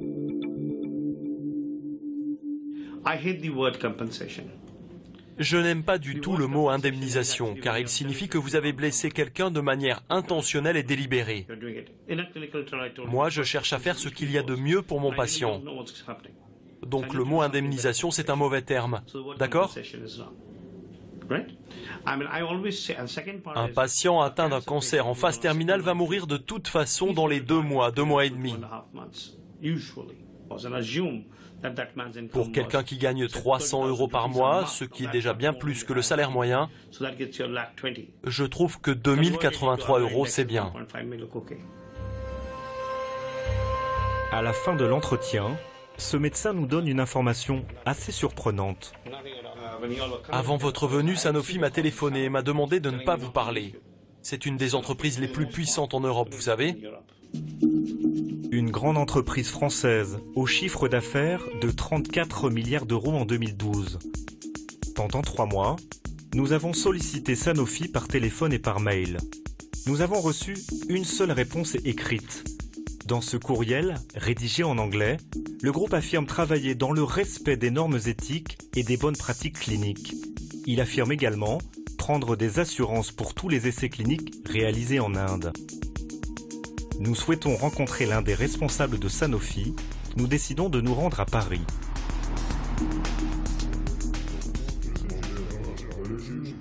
Moi, je connais assez bien la situation, simplement, je n'ai pas le mandat aujourd'hui pour parler au nom de Sanofi. Moi, je suis très ennuyé parce que qu'est-ce que je veux dire? Je veux dire qu'en gros, on n'a pas pu vous voir. Moi, ma position à moi, c'est pour ça que depuis le début, je vous parle. La dernière chose à faire, c'est la politique de la chaise vide. Il suffit de lire la presse, c'est bien qu'il y a eu des problèmes de consentement qui n'étaient pas toujours pris. Il y a eu des comités d'éthique qui n'étaient pas au niveau. Il y a eu la notion sur laquelle on tombe toujours, qui est la notion de vulnérabilité des populations. Il y a des populations vulnérables qui ne sont pas en mesure nécessairement de pouvoir accepter ou refuser des choses. Et donc il faut mettre en place des garde-fous, donc on travaille là-dessus. Et tout ça n'est pas ça, quoi. C'est pas très clean. C'est bien parce qu'il y a eu des problèmes qu'on met en place des procédures pour que ça se passe plus. On veut savoir très précisément qui en a fait le travail, on va voir les auditeurs, parce qu'il y a eu des problèmes, il faut reconnaître. Les tests cliniques sont nécessaires pour trouver des nouveaux médicaments, guérir des maladies jusqu'alors incurables, faire avancer la science. Encore faut-il que les règles éthiques qui encadrent ces essais soit respectée partout dans le monde. La Cour suprême indienne vient de reconnaître que les essais cliniques non réglementés dans le pays posent des problèmes. Pour la première fois, des plaintes viennent d'être déposées par des victimes et leurs familles. Bonsoir Grégoire. Bonsoir Guylaine.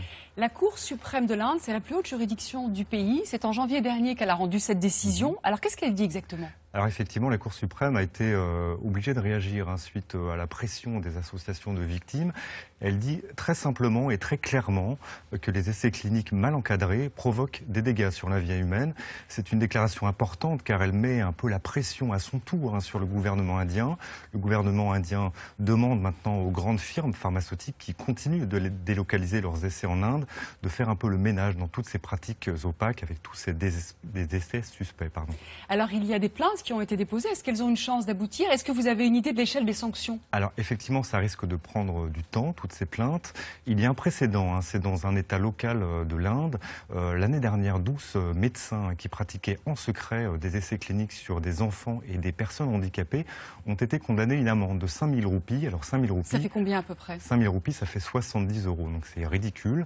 Et en même temps, c'est un premier pas. Au niveau national, toutes ces plaintes vont-elles aboutir? C'est très compliqué, parce que ça risque de prendre du temps, de trouver le lien de cause à effet entre un essai clinique et des décès suspects. C'est toujours très très difficile. Alors est-ce qu'il est possible d'améliorer les contrôles et comment? Alors effectivement, il y a des contrôles, les inspecteurs de la NSM nous les expliquent, sauf que ces contrôles ont lieu a posteriori. Donc un inspecteur, lorsqu'il débarque dans un centre d'essai clinique, il ne voit pas un essai clinique qui a lieu il a déjà eu lieu. Exactement. Il arrive après. Donc ce qu'il peut le faire, c'est effectivement s'intéresser au consentement éclairé, ces documents que les patients sont censés signer. Est-ce qu'il peut vérifier les signatures? Effectivement, c'est compliqué, car il est difficile de remonter à la source, d'avoir accès à ces médecins référents, ces personnes qui recrutent ces essais cliniques, comment savoir si ces patients ont ou pas signé un consentement éclairé en ayant connaissance de cet essai. Mais on voit qu'il y a encore du travail à faire. Merci Grégoire. Merci. Et c'est la fin de cette émission. Merci d'être resté en notre compagnie. Avant de vous retrouver, nous vous invitons à réagir et à commenter les reportages de ce soir sur notre page Facebook ou sur Twitter avec le mot-clé envoyé spécial. À très vite. Et puis n'oubliez pas notre rendez-vous samedi 14 h, envoyé spécial la suite. Nous reviendrons sur une enquête sur les pesticides, 5 ans après la fraude et le trafic de produits interdits en France et malgré tout toujours utilisés par certains agriculteurs, continue-t-il? Et puis pas d'envoyé spécial la semaine prochaine, mais l'émission politique des paroles et des actes. Tout de suite, c'est complément d'enquête. Très bonne fin de soirée.